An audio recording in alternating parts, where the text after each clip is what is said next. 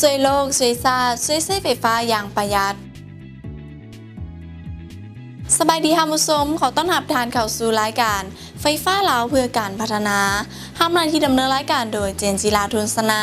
รายการไฟฟ้าลาวเพื่อการพัฒนาแม้รายการที่จะนำเสนอข้อมูลข่าวสารการเคลื่อนไหวเวียกงานต่างๆของรัฐวิสาหกิจไฟฟ้าลาวและนอกจากนี้ยังมีสาระดีๆเกี่ยวกับการนำใช้ไฟฟ้ามานำเสนอให้แก่ทานผู้ชม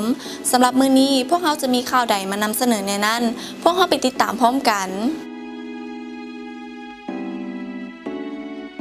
กองประชุมปรึกษาหารือค้นคว้านโยบายและราคาหัวหน่วยทดแทนของโครงการก่อสร้างเขื่อนไฟฟ้าน้ำงึมห้องผู้อำนวยการใหญ่รัฐวิสาหกิจไฟฟ้าลาวลงซี่นำเวียกงานที่สาขาแขวงพงษาลี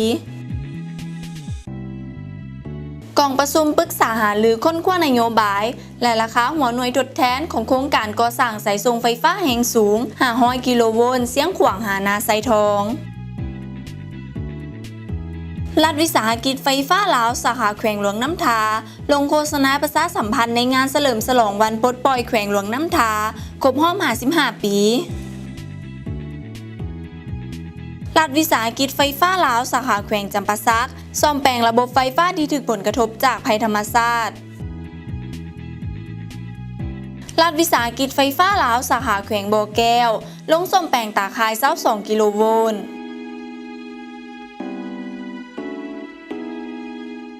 เฮามาเริ่มไปที่ข่าวทำอิฐกองประชุมปรึกษาหารือค้นคว้านโยบายและราคาหัวหน่วยทดแทนของโครงการก่อสร้างเขื่อนไฟฟ้าน้ำงึม4ซึ่งรายละเอียดจะเป็นในนั้นเชิญติดตามรับชม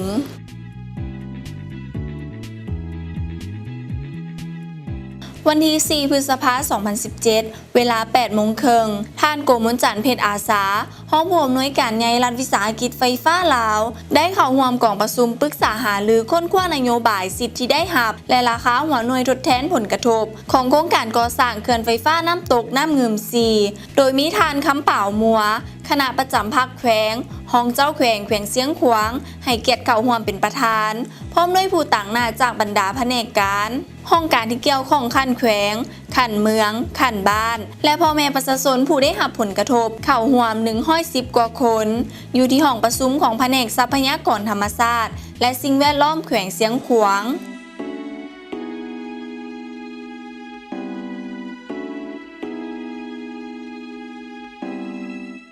ในกองประชุมท่านโกมลจันทร์เพชรอาสาห้องผู้อำนวยการใหญ่รัฐวิสาหกิจไฟฟ้าลาวในนามต่างหน้าให้ผู้พัฒนาโครงการได้ขึ้นรายงานการจัดตั้งปฏิบัติเวียกงานผ่านมาจนถึงปัจจุบันของโครงการหลังจากนั้นผู้ต่างหน้าของโครงการได้นำเสนอเวียกงานด้านเทคนิคและผู้ต่างหน้าจากห้องการสิ่งแวดล้อมรัฐวิสาหกิจไฟฟ้าลาวได้นำเสนอหลักการข้อมูลคิดรายค่าทดแทนและหางข้อตกลงนโยบายและราคาหัวหน่วยทดแทนค่าเสียหายของประชาชนที่ได้รับผลกระทบจากโครงการดังกล่าวซึ่งได้แยกออกเป็น4ประเภทคือประเภทที่ดินประเภทสิ่งปลูกสร้างประเภททรัพย์สินรวมและประเภทไม่อุตสาหกรรมและไม่ให้มากสำหรับครอบครัวผู้ได้รับผลกระทบจากโครงการแม่นอนอยู่ในขงเขตของ2เมืองแขวงเสียงขวางคือเมืองแปกมี3บ้านรวม39ครอบครัวเมืองภูกูดมี4บ้านรวม129ครอบครัวซึ่งหลายภาคส่วนได้ปรึกษาหารือออกคำคิดคำเห็นแบบกงไปกงมาเกี่ยวกับการกำหนดและรับห้องเอาข้อตกลงนโยบายราคาหัวหน่วยทดแทนเพื่อสืบต่อจัดตั้งปฏิบัติเวียกงานดังกล่าวให้แทนเหมาะกับระเบียบการต่างๆของสปป.ลาวและแทนเหมาะกับท้องถิ่นบนพื้นฐานการสร้างสรรค์พัฒนาประเทศชาติ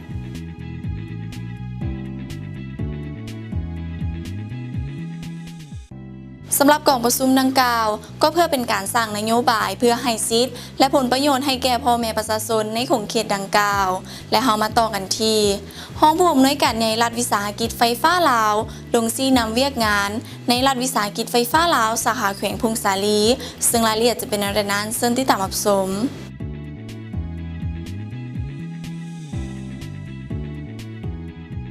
วันที่ 5 พฤษภาคม 2017 ท่านคำประเสริฐเทพปัญญาห้องผู้อำนวยการใหญ่รัฐวิสาหกิจไฟฟ้าลาวพร้อมคณะฝ่ายปฏิบัติการภาคเหนือภาคใต้ และคณะฝ่ายบุคลากรได้ลงชี้นำเคลื่อนไหวปฏิบัติเวียกงานให้กับพนักงานหลักแหล่งและศูนย์บริการอ้อมข้างรัฐวิสาหกิจไฟฟ้าลาวสาขาแขวงพงษาลีโดยมีผู้เข้าร่วมทั้งหมด59คนอยู่ที่ห้องประชุมของรัฐวิสาหกิจไฟฟ้าลาวสาขาแขวงพงษาลี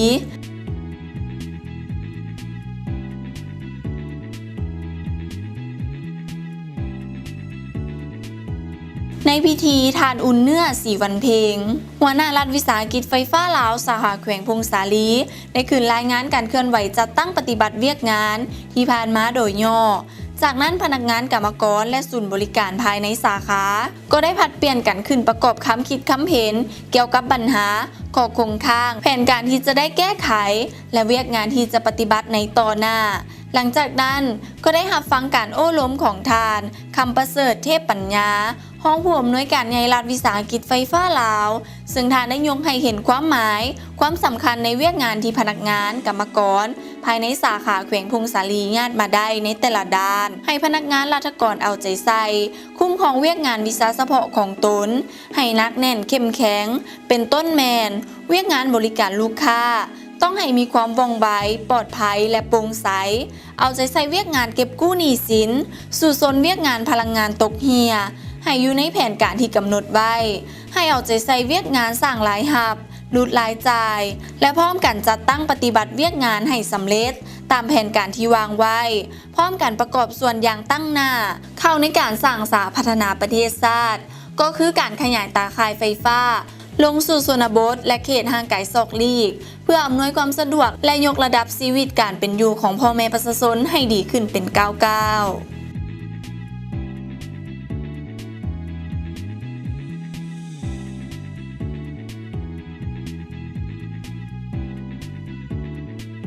และที่ผ่านมานั้นก็เป็นความเป็นห่วงเป็นใยจากห้องหัวหน้ารัฐวิสาหกิจไฟฟ้าลาวที่มีให้กับพนักงานรัฐวิสาหกิจไฟฟ้าลาวสาขาแขวงพงษาลีและเฮามาต่อกันทีกองประชุมปรึกษาหารือค้นคว้านโยบายและราคาหัวหน่วยทดแทนของโครงการก่อสร้างสายส่งไฟฟ้าแรงสูง500 กิโลโวลต์เสียงขวางหานาไซทองซึ่งรายละเอียดจะเป็นอะไรนั้นซึ่งที่ตามรับชม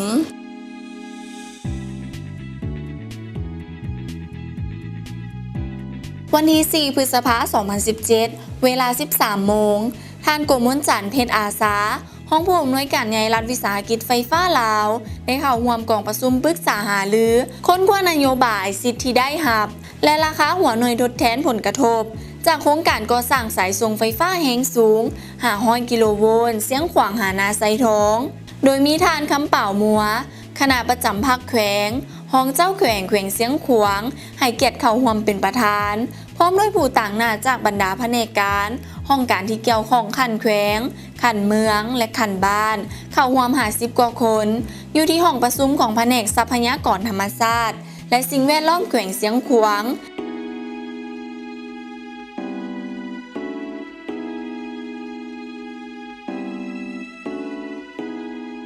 ในกองประชุมท่านโกมลจันทร์เพชรอาสาห้องผู้อำนวยการใหญ่รัฐวิสาหกิจไฟฟ้าลาวได้ขึ้นรายงานการจัดตั้งปฏิบัติเวียกงานในระยะผ่านมาจนถึงปัจจุบันของโครงการและยกให้เห็นความหมายความสำคัญซึ่งโครงการดังกล่าวจะเป็นบ่อลำเลียงพลังงานไฟฟ้าและเชื่อมต่อระบบไฟฟ้าแรงสูงที่ผลิตได้จากบรรดาเขื่อนไฟฟ้าน้ำตกในขอบเขตภาคเหนือของลาวลงสู่ภาคกลางและภาคใต้เพื่อสนองพลังงานให้ผู้สมใช้ไฟฟ้าอย่างเพียงพอและแลกเปลี่ยนกับประเทศใกล้เคียงหลังจากนั้นผู้ต่างหน้าจากห้องการสิ่งแวดล้อมรัฐวิสาหกิจไฟฟ้าลาวได้นำเสนอหลักการข้อมูลคิดราคาทดแทนและหางข้อตกลงนโยบายและราคาหัวหน่วยทดแทนด้านสิ่งแวดล้อมสังคมจากโครงการดังกล่าวซึ่งได้แยกออกเป็น4 ประเภทคือประเภทที่ดินประเภทสิ่งปลูกสร้างประเภททรัพย์สินรวมหมู่และประเภทไม้อุตสาหกรรมและไม้ไหมากโดยขอบเขตที่โครงการสายส่งไฟฟ้าแรงสูง500 กิโลโวลต์เสียงขวางหานาไซทองผ่านนั้นแม้ได้กว่ามเอา4 แขวง7 เมืองและ58 บ้านคือเมืองผาไซแขวงเสียงขวางเมืองลองแจ้งและเมืองอนุวงศ์แขวงไซสมบูรณ์เมืองวังเวียงและเมืองหินเหิบแขวงเวียงจันทน์เมืองนาไซทองและเมืองสังทองนครหลวงเวียงจันทน์ซึ่งหลายภาคส่วนได้ปรึกษาหารือออกคำคิดคำเห็นแบบกงไปกงมา เกี่ยวกับการกำหนดและห้ามห้องเอาข้อตกลงนโยบายราคาหัวหน่วยทดแทนเพื่อสืบต่อจัดตั้งปฏิบัติเวียกงานดังกล่าวให้แทนเหมาะกับความเป็นจริงของท้องถิ่นและแทนเหมาะกับระเบียบการต่างๆของสปป.ลาวบนพื้นฐานการสร้างสาพัฒนาประเทศชาติ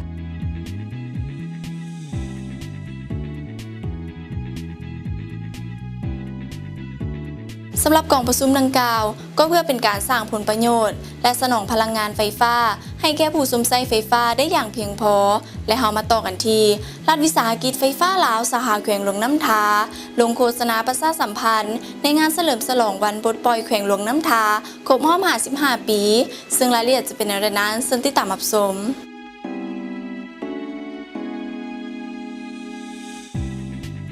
ในระหว่างวันที่3หาวันที่6พฤษภาคม2017 ที่ผ่านมาโดยการซี้น้ำของทานศรีสวัสดิ์นันทิรัตน์หัวหน้ารัฐวิสาหกิจไฟฟ้าลาวสาขาแขวงหลวงน้ำทาพร้อมทั้งพนักงานประชาสัมพันธ์ได้ลงเปิดบูธวางแสดงผลงานและโฆษณาประชาสัมพันธ์ในงานเฉลิมฉลองวันปลดปล่อยแขวงหลวงน้ำทาครบรอบ55 ปีวันที่6 เดือน 5 1962หาวันที่6 เดือน 5 2017อยู่ที่ตลาดนัดสนามกีฬาเก่าของแขวงซึ่งการจัดงานโฆษณาและประชาสัมพันธ์ในครั้งนี้ทางรัฐวิสาหกิจไฟฟ้าลาวสาขาแขวงหลวงน้ำทาได้เน้นใส่การสื่อสังคมออนไลน์โดยใช้ Facebook ที่มีชื่อว่ารัฐวิสาหกิจไฟฟ้าลาวสาขาแขวงหลวงน้ำทาเพื่อให้ประชาชนในแขวงหลวงน้ำทาได้รับรู้ข่าวสารการประชาสัมพันธ์ในเวียกงานต่างๆผ่านช่องทางดังกล่าวเพราะว่าในยุคของการสื่อสารสังคมออนไลน์นี้เห็นว่ามีความแท้เหมาะและจำเป็นที่สุดพร้อมทั้งได้มีการเล่นกิจกรรมถามตอบเกี่ยวกับการซี้นำไฟฟ้าเพื่อรับของที่ระลึกจากรัฐวิสาหกิจไฟฟ้าลาว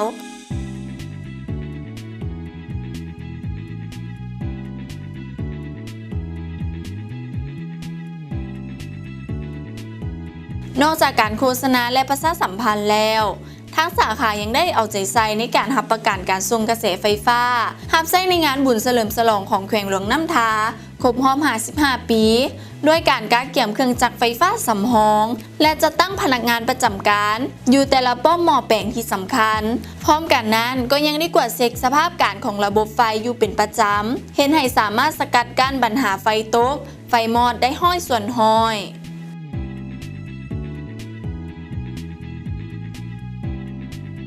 สำหรับการลงโฆษณาประชาสัมพันธ์ในงานเฉลิมฉลองวันปลดปล่อยแขวงหลวงน้ำทาก็เพื่อเป็นการเผยแพร่การทำรู้ข่าวสารผ่านทางสังคมออนไลน์และเฮามาต่อกันที่รัฐวิสาหกิจไฟฟ้าลาวสาขาแขวงจำปาสักซ่อมแปลงระบบไฟฟ้าที่ได้ผลกระทบจากภัยธรรมชาติซึ่งรายละเอียดจะเป็นอะไรนั้นเชิญติดตามรับชม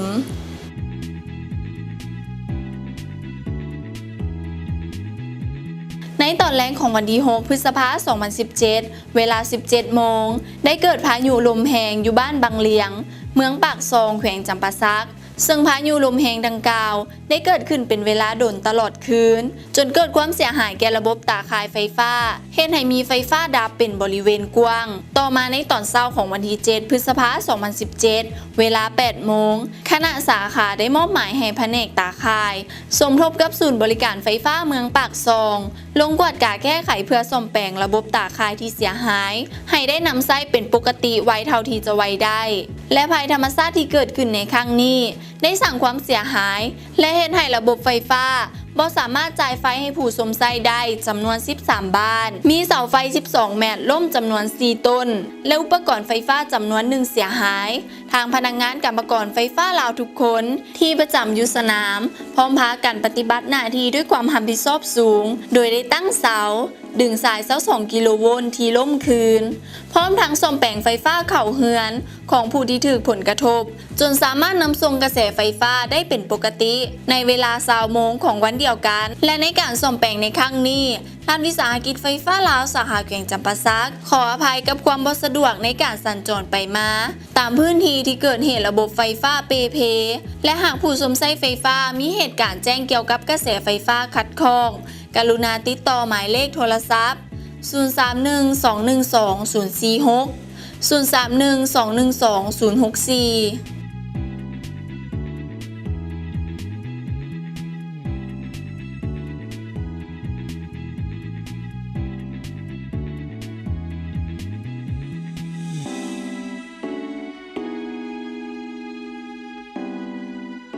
สำหรับผลกระทบจากภัยธรรมชาติต่างๆทางทีมงานของพวกเราพร้อมที่จะอำนวยความสะดวกและช่วยเหลือพ่อแม่ประชาชนให้ได้ไวที่สุดและเรามาต่อกันที่รัฐวิสาหกิจไฟฟ้าลาวสาขาแขวงบ่อแก้วลงซ่อมแปลงตาข่าย22กิโลโวลต์ซึ่งรายละเอียดจะเป็นอะไรนั้นเชิญติดตามรับชม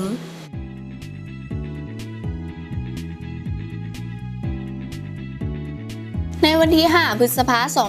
2017 เวลา 13 โมงรัฐวิสาหกิจไฟฟ้าลาวสาขาแขวงบ่อแก้วได้รับแจ้งเหตุรถพ่วงต่ำเสาไฟฟ้าหักอยู่เขตบ้านเวียงใหม่เมืองห้วยทรายแขวงบ่อแก้วได้เห็นให้ไฟฟ้าดับเป็นบริเวณกว้างและหลังจากได้รับแจ้งจากประชาชนทางรัฐวิสาหกิจไฟฟ้าลาวสาขาแขวงบ่อแก้วก็ได้แจ้งให้แผนกตาข่ายลงพื้นที่แก้ไขสถานการณ์ทันทีโดยการซี้นำของทานภูเพชรอุ้ยคำคุณหัวหน้าแผนกตาข่ายและหม้อแปลงรัฐวิสาหกิจไฟฟ้าลาวสาขาแขวงบ่อแก้วพร้อมด้วยพนักงานกรรมกรภายในแผนกได้เข้าไปที่จุดเกิดเหตุดังกล่าวพบเห็นเสาไฟฟ้าคอนกรีต12เมตรหักจำนวน2ต้นและอุปกรณ์อื่นๆที่ได้รับความเสียหายเป็นจำนวนหลวงหลายจึงได้แก้ไขโดยใช้รถเข็นยกและเปลี่ยนไม้แทนใช้เวลาประมาณ4ชั่วโมงจึงสามารถปล่อยกระแสไฟฟ้าให้แก่ประชาชนเขตบ้านเวียงใหม่เมืองห้วยทรายแขวงบ่อแก้วนำไส้ได้เป็นปกติเหตุการณ์ดังกล่าวนี้สร้างความเสียหายประมาณ13ล้านกว่ากีบถึงแนวใดก็ตามเหตุการณ์ดังกล่าวแม้นบ่มีผู้ได้รับความบาดเจ็บหรือเสียชีวิต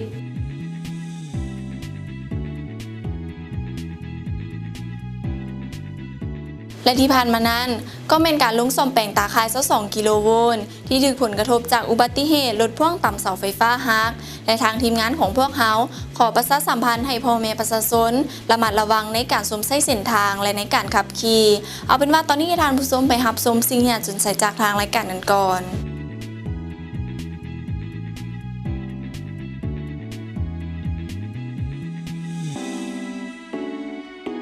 รัฐวิสาหกิจไฟฟ้าลาวบริการโทรสายด่วนหรือ call center เบอร์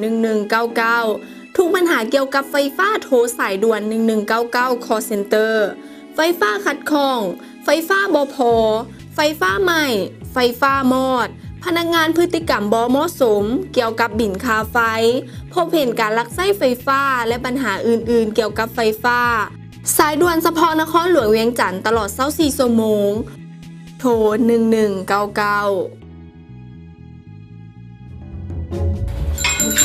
ซื้อบินไฟฟ้าเด้อ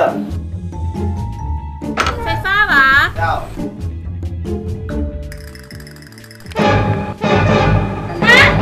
ล้านไปมันบ่ถูกต้องหมดเลยพอไส้อย่างเดียววะค่าไฟคือมาแพงแค่แตงกิน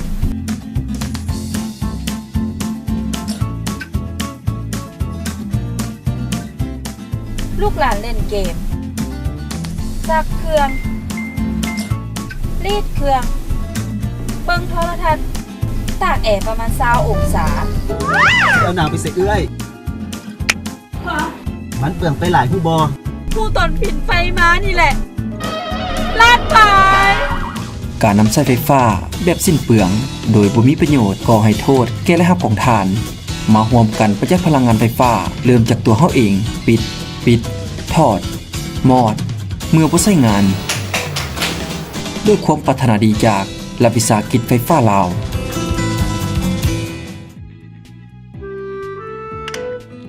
ในเงินมันคือมาฮ้อนแท้มื้อนี่เหื่อออกจนหมดคิงเลยนี่เบิ่งสิเปิดพัดลมก่อนติดเอ้าเป็นหยังระบาดนี้คือบ่ปินโอ้ยสายมันรูดบ่ยากสิแปลงเบิ่งจ้ามันบ่คุ้มกับผลเสียที่จะตามมาควรนำใช้อุปกรณ์ไฟฟ้าที่ได้มาตรฐานเพื่อความปลอดภัยของตัวของท่านเองแบบนี้ก็ยินดีคือกันคักสุดด้วยความปรารถนาดีจากรัฐวิสาหกิจไฟฟ้าลาว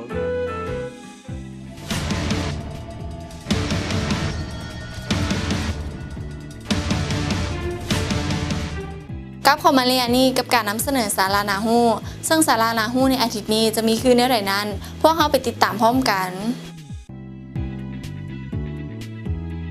สำหรับวิธีการนำไส้แอร์ให้ถูกต้องปลอดภัยและประหยัดพลังงาน หลายๆท่านก็คงได้รับรู้กันในบางส่วนแล้วมื้อนี้ทางรายการของพวกเรา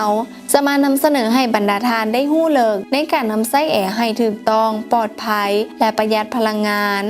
1. ควรตั้งอุณหภูมิแอร์อยู่ที่25องศา 2. ในห้องที่มีแอร์บ่ควรตั้งตู้เย็นบ่รีดเครื่องบ่ควรเสียบหม้อต้มน้ำร้อน 3. บ่ควรนำต้นไม้มาไว้ในห้องแอร์เย็นและบ่ควรตากเสื้อผ้าในห้องที่มีแอร์เพราะมันจะเพิ่มความชื้นจะเฮ็ดให้แอร์เย็นเฮ็ดเวียกหลายขึ้น 4. ในเวลาเปิดแอร์บ่ควรเปิดพัดลมดูดอากาศ 5. มันเฮ็ดความสะอาดแผ่นตองอากาศอย่างสม่ำเสมอ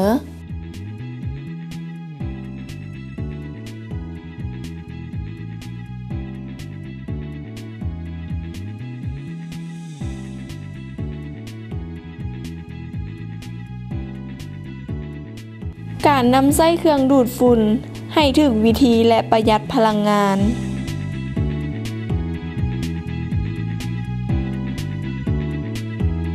1. ก่อนใช้งานควรตรวจสอบข้อต่อท่อดูดหรือชิ้นส่วนต่างๆก่อนใช้งาน 2.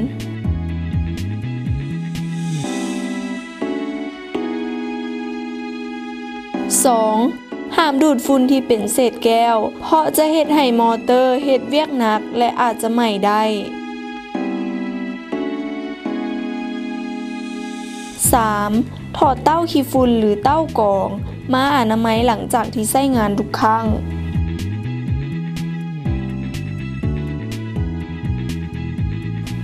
4. เปิดประตูหรือปล่องแย้มทุกครั้งที่ดูดฝุ่น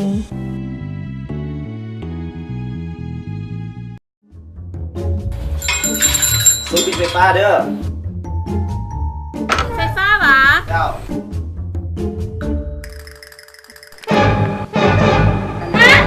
ล้านปลาย มันบ่ถูกต้องกว่าเอ้ย พอใส่อย่างเดียววะค่าไฟขึ้นมาแพงแค่แต่งกิน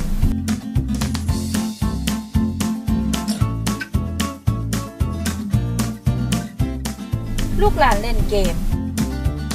ซักเครื่องรีดเครื่องเบิ่งโทรทัศน์ตากแอร์ประมาณ20องศา เอาหนาวไปใส่เอื้อย มันเปลืองไปหลายผู้บอ ผู้ตนผินไฟมานี่แหละลาดไป การนำใช้ไฟฟ้าแบบสิ้นเปลืองโดยบ่มีประโยชน์ก่อให้โทษแก่และรับของทานมาร่วมกันประหยัดพลังงานไฟฟ้าเริ่มจากตัวเฮาเองปิดถอดมอดเมื่อบ่ใช้งานด้วยความปรารถนาดีจากรัฐวิสาหกิจไฟฟ้าลาว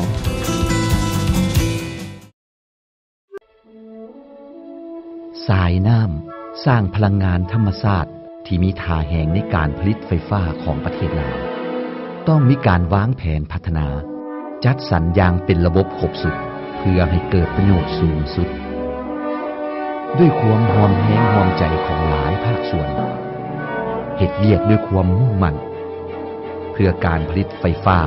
ตอบสนองกับความต้องการการนำใช้ภายในและต่างประเทศของหลายภาคส่วนสร้างสติปัญญาของคนรุ่นใหม่หับใช้ในอนาคตบ่ว่าจะเป็นด้านกสิกรรมชลประทาน อุตสาหกรรม การท่องเที่ยว การคมนาคมขนส่ง และก้าวหน้าสู่ความทันสมัย ไฟฟ้าลาวบ่เคยหยุดพัฒนาเพื่อความสุขของคนลาว และนี่ก็เป็นข้อมูลข่าวสารทั้งหมดพร้อมสาระน่ารู้ที่ทางรายการของพวกเรานำมาเสนอแก่ท่านผู้ชมในอาทิตย์นี้ท่านผู้ชมสามารถติดตามข้อมูลเพิ่มเติมได้ที่ www.edl.com.la มาฮอดนี้รายการของพวกเราก็ใกล้จะหมดเวลาลงแล้วท่านผู้ชมสามารถรับชมรายการไฟฟ้าลาวเพื่อการพัฒนาได้ในทุกๆวันอาทิตย์เวลา 18:30 ถึง 19:00 ทางโทรภาพป้องกันความสงบลาว PSTV สำหรับมื้อนี้เจนจิราทุนสนาพร้อมด้วยทีมงานขอลาท่านผู้ชมไปก่อนพบกันใหม่ในอาทิตย์หน้าสำหรับมื้อนี้สบายดี